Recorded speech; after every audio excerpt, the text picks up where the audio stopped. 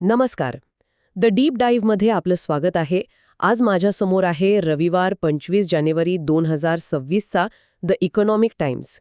यात वरवर पाहिलं तर आंतरराष्ट्रीय करार, कंपन्यांचे निकाल, काही सामाजिक ट्रेंड्स अशा बातम्या दिसतायत. पण आपण जरा खोलात शिरून पाहणार आहोत की या बातम्यांमधनं आजचा भारत नेमका कसा दिसतोय. म्हणजे एका बाजूला जागतिक महासत्ता बनण्याची आकांक्षा आहे, तर दुसऱ्या बाजूला काही मूलभूत प्रश्नांची उत्तरं अजूनही बाकी आहेत. चला तर सुरुवात करूया पहिल्या पानावरच्या सर्वात मोठ्या बातमीने. भारत आणि युरोपियन युनियन यांच्यात एका मोठ्या मुक्त व्यापार कराराची म्हणजे FTA ची चर्चा अंतिम टप्प्यात आहे. आणि यातलं एक कलम विशेषतः आपलं लक्ष वेधून घेत आहे. हो, आणि ते म्हणजे युरोपियन इलेक्ट्रिक वाहनांवरील म्हणजेच EVsवरील आयात शुल्काबद्दल.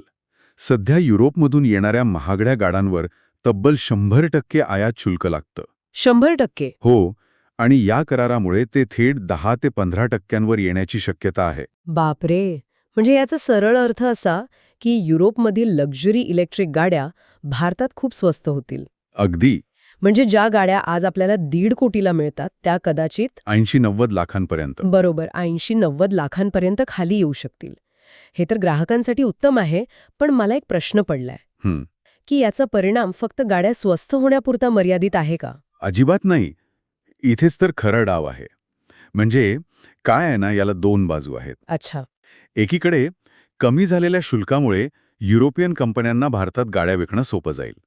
पण दुसरी आणि अधिक महत्त्वाची बाजू म्हणजे भारताला एक मोठं मॅन्युफॅक्चरिंग हब बनण्याची संधी मिळेल.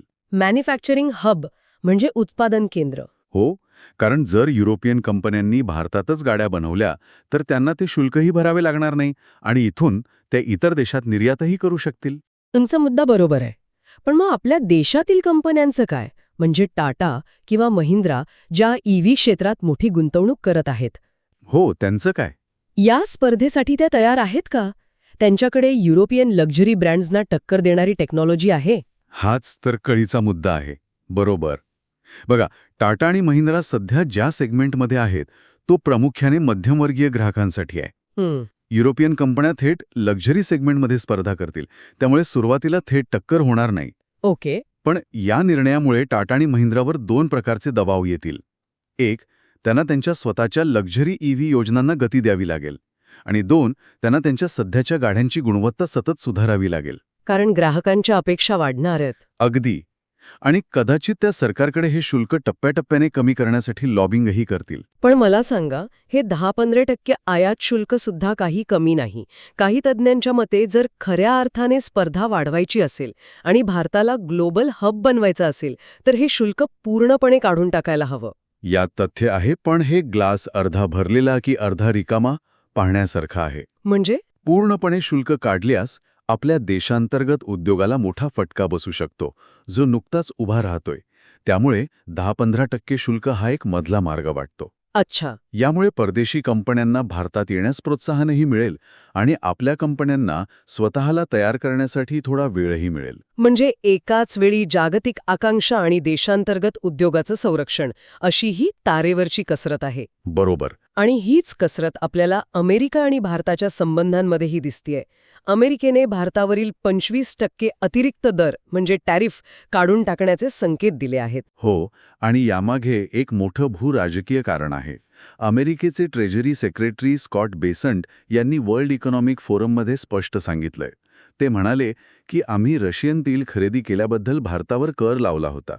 पण आता भारताने रशियन तेलाची खरेदी मोठ्या प्रमाणात कमी केली आहे. ती जवळपास थांबली आहे. थांबली आहे. हो, अमेरिकेच्या मते त्यांचे निर्बंध यशस्वी झाले आहेत आणि आता हे कर कायम ठेवण्याचं काही कारण नाही. इथे मला एक गोष्ट जरा विचित्र वाटतीये. कोणती? अमेरिका म्हणतीये ही भारताने रशियन तेल खरेदी थांबवली म्हणून ते कर काढत आहेत, पण त्याच मुलाखतीत बेसंट यांनी युरोपवर टीका केली आहे. हां. ते म्हणतायत की युरोपीय देश भारताकडून शुद्ध केलेलं रशियन तेल विकत घेतायत. हो, बातमीतच म्हटलंय. आणि हे एक प्रकारे स्वतःविरुद्धच्या युद्धालाच अर्थपुरवठा करण्यासारखा आहे असं त्यांचं म्हणणं आहे. हा दुटप्पीपणा नाही का? अगदी बरोबर. यातूनच आंतरराष्ट्रीय राजकारणाचं खरं स्वरूप दिसतं. अमेरिकेसाठी भारताने थेट रशियाकडून तेल घेणं थांबवणं हे एक धोरणात्मक यश आहे. म्हणून ते भारताला सवलत देत आहेत. बरोबर.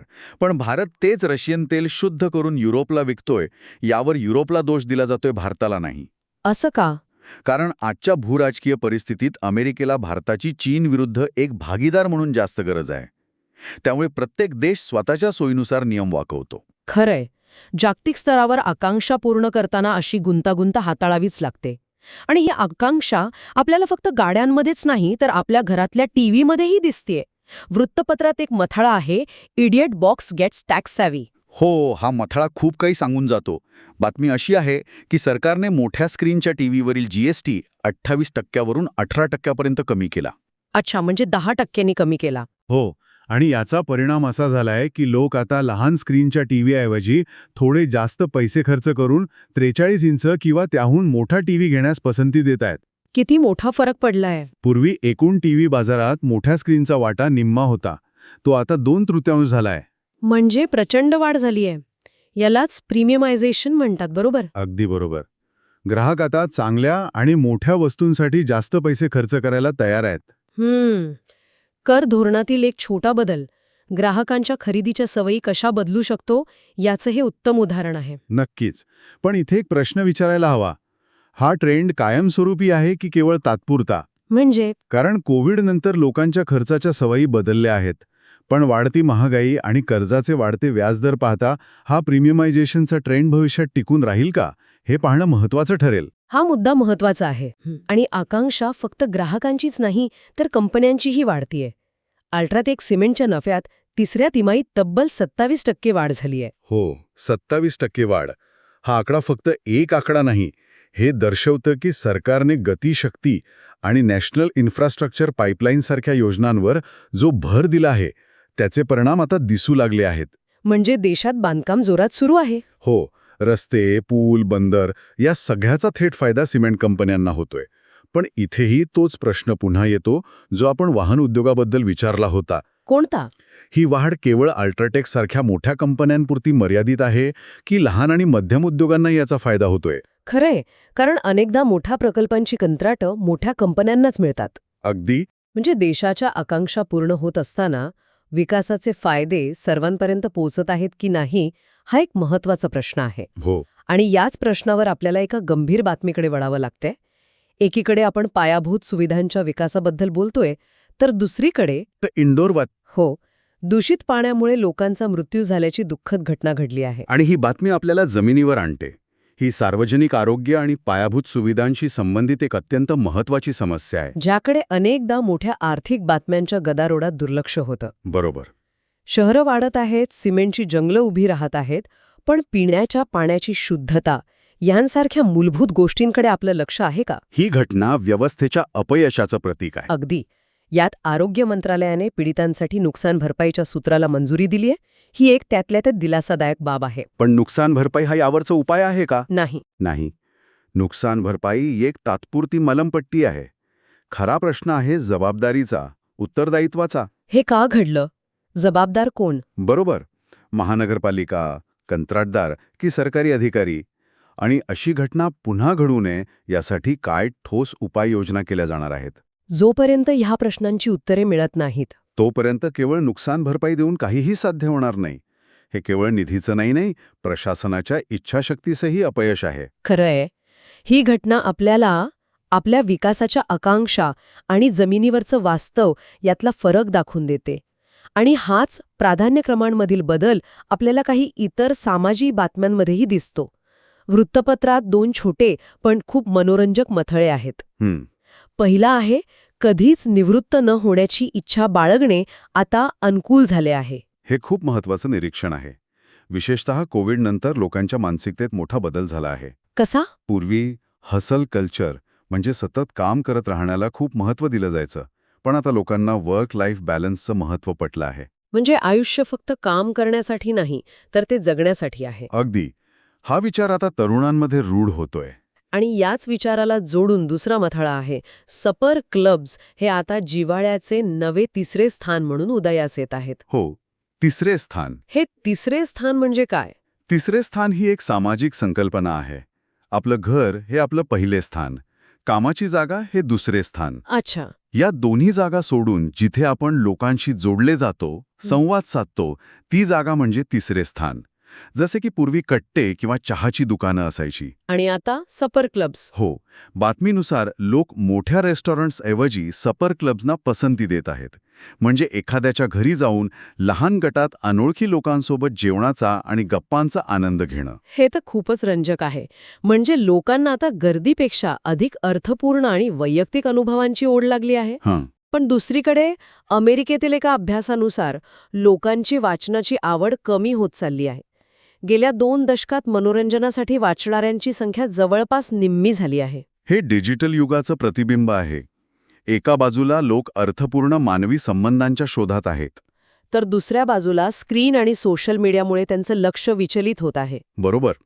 त्यामुळे दीर्घकाळ एकाग्रता लागणारी वाचनासारखी सवय मागे पडत चालली आहे. हे दोन्ही ट्रेंड्स एकाच वेळी घडत आहेत, हे आजच्या समाजाचं गुंतागुंतीचं चित्र दाखवतं. आणि या सगळ्या गंभीर चर्चेनंतर क्रीडाप्रेमींसाठी एक छोटीशी बातमी. आज गुवाहाटीमध्ये भारत आणि न्यूझीलंड यांच्यात तिसरा T20 सामना आहे. हो, तिथे भारत मालिका जिंकण्याचा प्रयत्न करेल. तर आजच्या या सगळ्या चर्चेनंतर आपल्या हाती काय लागतं? एकीकडे भारत युरोपियन युनियन आणि अमेरिकेसोबत व्यापारी संबंध दृढ करून जागतिक पटलावर आपली आकांक्षा सिद्ध करतोय. देशातले ग्राहकही अधिक चांगल्या वस्तूंची आकांक्षा बाळगत आहेत. पण त्याचवेळी इंदूरसारख्या घटना त्या आपल्याला आठवण करून देतात की या आकांक्षांच्या पायाशी असलेल्या मूलभूत सुविधा आणि प्रशासकीय जबाबदारींकडे दुर्लक्ष करून चालणार नाही. अगदी बरोबर. आज आपण पाहिलं की राष्ट्रीय आणि आंतरराष्ट्रीय धोरणं आपली अर्थव्यवस्था आणि समाज कसा घडवतात. पण या सगळ्याला भविष्यात दिशा देणाऱ्या पिढीच्या विचारांना काय आकार देतं? काय? म्हणजे या वृत्तपत्राच्या पहिल्या पानावर मला NIRF, QS, NASC अशा अनेक शैक्षणिक मानांकन संस्थांचे लोगो दिसत आहेत. पण त्यांच्याबद्दल एकही बातमी नाही.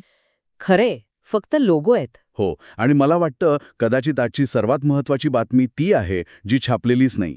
कोणती? आपण आपल्या भविष्याच्या पायावर म्हणजेच दर्जेदार शिक्षणावर पुरेसे लक्ष देत आहोत का? या मानांकनांचा आणि त्यांच्या गुणवत्तेचा आपल्या धोरणांवर किती परिणाम होतो, हा एक विचार करण्यासारखा प्रश्न आहे. खरंच, हा अत्यंत महत्त्वाचा प्रश्न आहे, ज्यावर आपण सगळ्यांनी विचार करायला हवा. आजच्या या सखोल चर्चेत सहभागी झाल्याबद्दल धन्यवाद. आमच्या YouTube चॅनलला लाईक आणि सबस्क्राईब करायला विसरू नका.